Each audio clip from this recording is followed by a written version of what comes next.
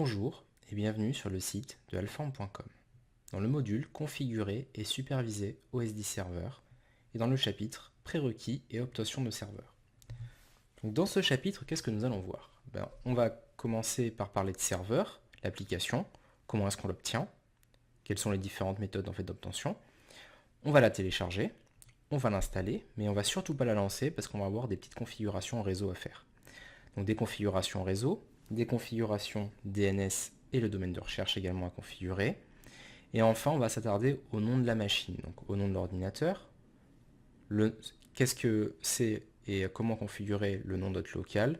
Et enfin, on parlera du hostname, donc du nom dot, qui sera lié justement à la prochaine vidéo. Donc déjà, comment obtenir serveur? Alors déjà, c'est une application qui est payante, donc il faut l'acheter. Alors, il vous faut un Apple ID, obligatoirement. Si vous l'avez déjà acheté, vous aurez l'application dans l'historique d'achat, le petit onglet qu'on voit ici en fait, achat. Si vous ne l'avez pas déjà acheté, soit vous renseignez une carte bancaire avec votre Apple ID et vous l'achetez, soit vous avez un Apple ID sans carte bancaire ou avec une carte bancaire, mais dans tous les cas qu'il soit vérifié, et auquel vous rajoutez une carte iTunes, qu'on peut trouver dans le commerce ou les acheter sur Internet, afin justement d'avoir un montant de 20 € sur votre compte iTunes, sur votre Apple ID, qui vous permettra donc de l'acheter, parce que ça vaut 19,99 €. L'application à l'heure actuelle pèse 203 mégas et en version 5.0.15. Donc une fois que vous l'avez acheté, vous allez la télécharger. Et l'Apple Store va donc lancer le process de téléchargement et d'installation automatique. Donc on appuie soit sur le bouton acheter, soit sur le bouton installer, et elle va donc apparaître dans le menu, dans le dossier application. Donc c'est ce qu'on va faire. Donc moi je lance l'Apple Store. Du coup, comme je l'ai acheté avec un autre identifiant Apple que celui que j'ai téléchargé OS 10, je vais me connecter avec. Donc là je vais prendre mon Apple ID perso.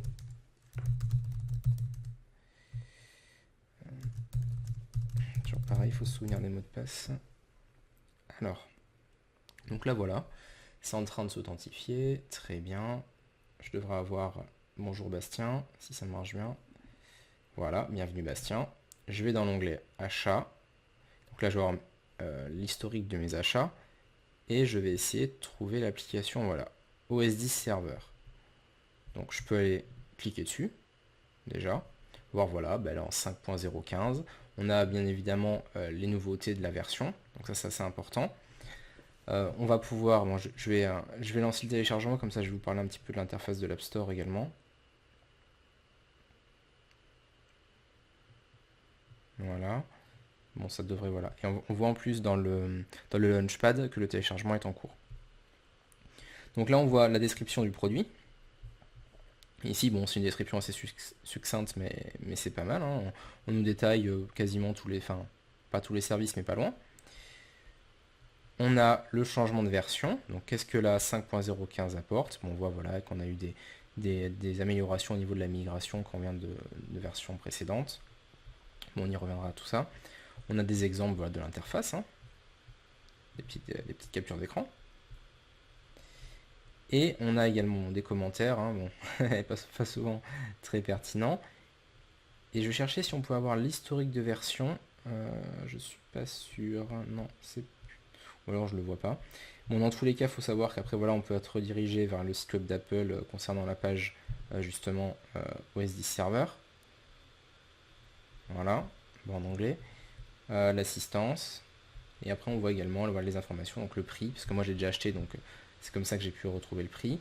La taille de l'application, est-ce qu'on peut le partager? Voilà, qu'on a vu avec le partage familial d'iCloud, oui. Les langues disponibles, l'éditeur, donc iTunes, ce qui est Apple, hein. Et voilà, donc là le téléchargement il est en train de se faire, et même le téléchargement est fini, on est en train d'installer l'application.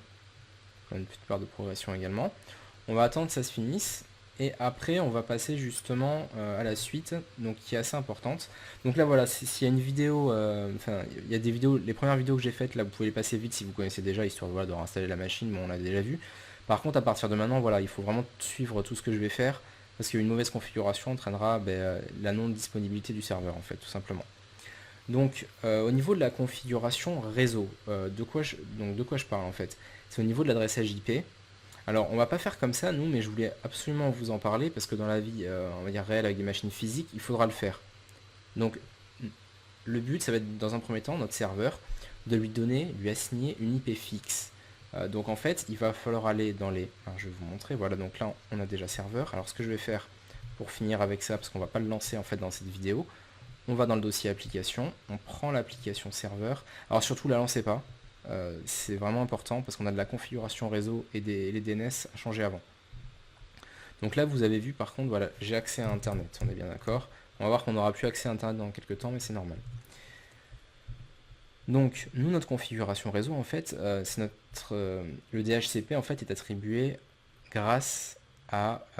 il est géré grâce à VMware. Donc, on a une adresse, voilà, comme on partage pas, on n'est pas reconnu dans notre réseau avec notre box, on a une IP un peu bizarre. Mais en tout cas, on a accès à Internet, voilà. Bon, on voit que le serveur DNS, voilà, en fait, il est géré, parce qu'on n'a pas, moi, j'ai pas de routeur à cette adresse-là. En fait, c'est un routeur virtuel, un serveur DNS virtuel, un domaine de recherche virtuel. Donc voilà, très bien. On a ça. On voit qu'on est en DHCP. Si dans la vie de tous les jours, en fait, il faudra passer en manuel et choisir justement une IP. Alors, appliquer, par contre, ça serait bien, voilà. Une IP, voilà, manuelle, préciser le masque et le routeur. Comme ça, il faut absolument fixer l'IP. Alors, soit vous faites comme ça, soit vous allez dans l'interface de votre modem routeur ou de votre routeur, vous voyez la liste des périphériques connectés, mais vous faites une réservation DHCP. Donc vous allez, grâce à l'adresse MAC par exemple, de votre carte réseau, vous allez pouvoir voilà, assigner à l'adresse MAC une adresse IP. Ça peut être une méthode. Une fois que vous avez fait ça, il va falloir préciser également le serveur DNS et le domaine de recherche. Une fois que c'est fait, en fait, vous lancez tout bêtement un navigateur et vous voyez déjà si vous pouvez sortir sur Internet. Bon, si tout se passe bien, voilà, déjà vous avez fait la première étape. Nous, ce qu'on va faire par contre, ça va être différent, c'est qu'en fait, on n'a pas besoin de faire tout ça, étant donné que notre IP ne va pas changer. Si les VM, c'est comme ça avec VMware. Le masque est bon, le routeur, bon, on peut le laisser comme ça. Par contre, ce qu'il va falloir changer, ça va être le serveur DNS et le domaine de recherche. Alors, pourquoi il faut changer ces deux champs? Tout simplement parce que OS10 Server, en fait, il fera office de serveur DNS. Et le domaine de recherche, on verra en fait avec les DNS, on va avoir notre propre domaine de recherche. Donc on y reviendra dans le chapitre DNS, mais en tout cas il va falloir les changer.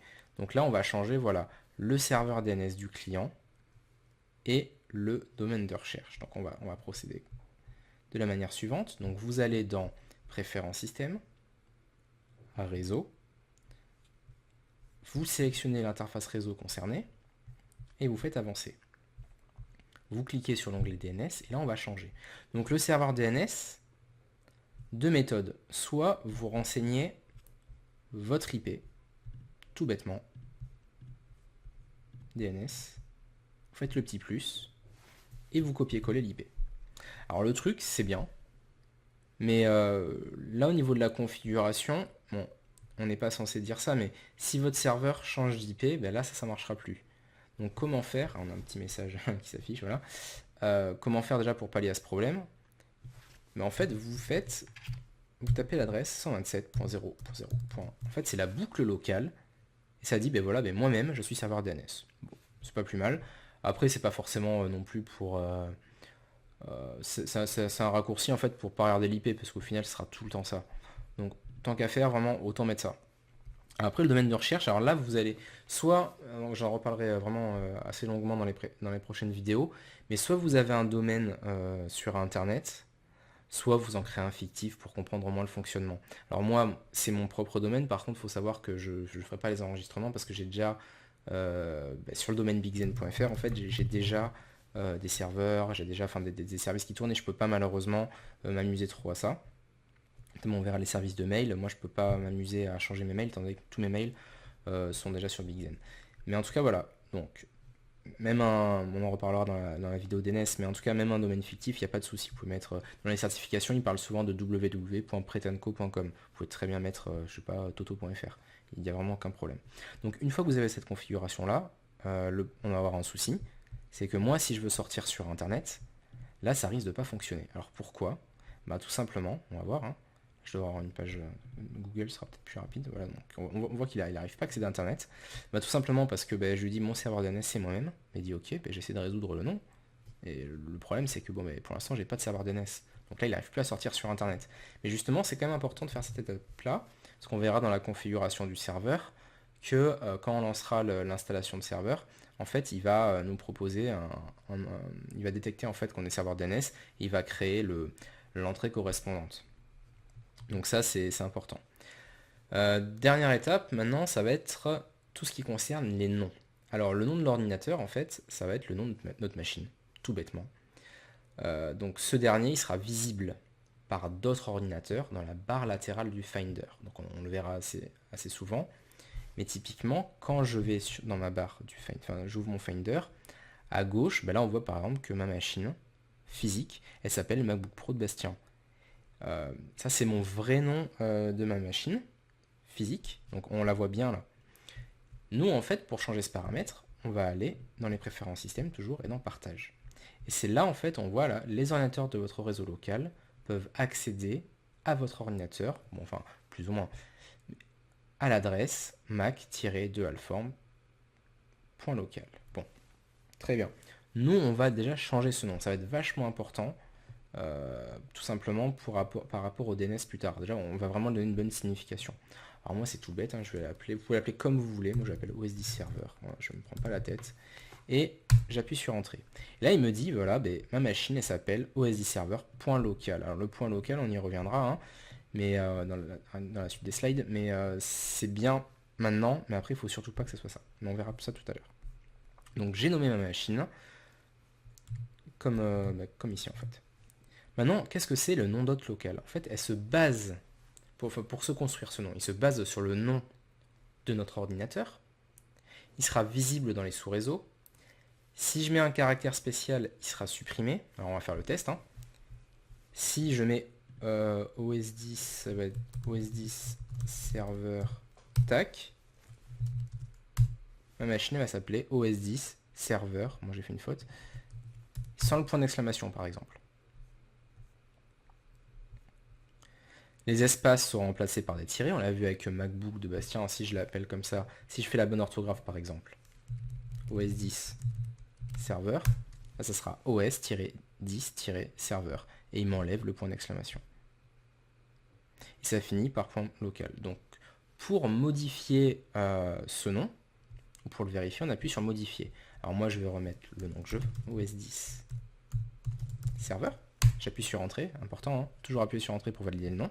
Vous faites modifier, et là on voit que OS10 serveur.local, on voit que c'est le nom .local. Donc ça, on vient de le réussir, voilà. Il faut savoir qu'il est affiché ici. Et si je mets, si je remettais OS10 serveur, j'appuie sur entrée.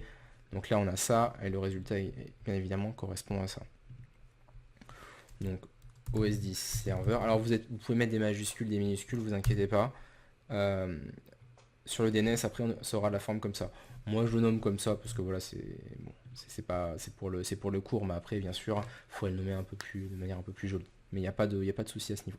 Donc une fois qu'on a validé, on revient là, on est bien d'accord, on a OS10 serveur.local. On va parler maintenant d'autre chose. Donc le hostname, le nom d'hôte. Qu'est-ce que c'est? En fait, c'est le nom DNS. Alors là, on va pas le configurer maintenant, mais il faut savoir ce que c'est. Ça facilite l'accès depuis Internet, parce que quand on va accéder si on enregistre notre serveur avec une adresse Internet, on va dire. Non, si on fait les bonnes entrées DNS qui vont bien, on pourrait sans doute, si je veux accéder à mon serveur à distance, taper osdserver.bigzen.fr depuis un autre endroit, et je pourrais y accéder. Et surtout, voilà, tout ça, en fait, ça se configure avant de mettre en œuvre les services de serveur. Alors le nom d'hôte, il se configure juste après avoir installé OS10 serveur, mais surtout il faut faire cette étape avant d'activer des services. Donc on verra tout ça après, pas d'inquiétude.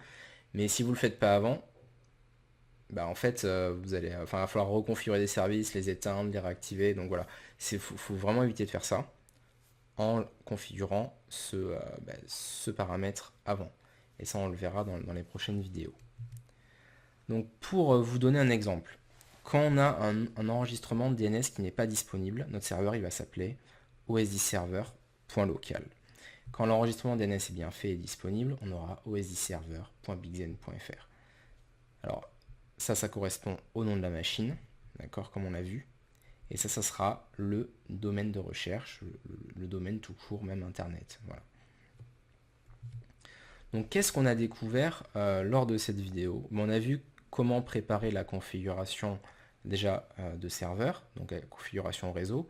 On a déjà vu comment télécharger serveur, comment l'installer. Donc, rappelez-vous, Apple ID, carte bleue ou non, mais crédité dans tous les cas votre compte sur Internet. Donc, ça nous permet de télécharger, d'installer serveur, de préparer la configuration en modifiant les paramètres réseau.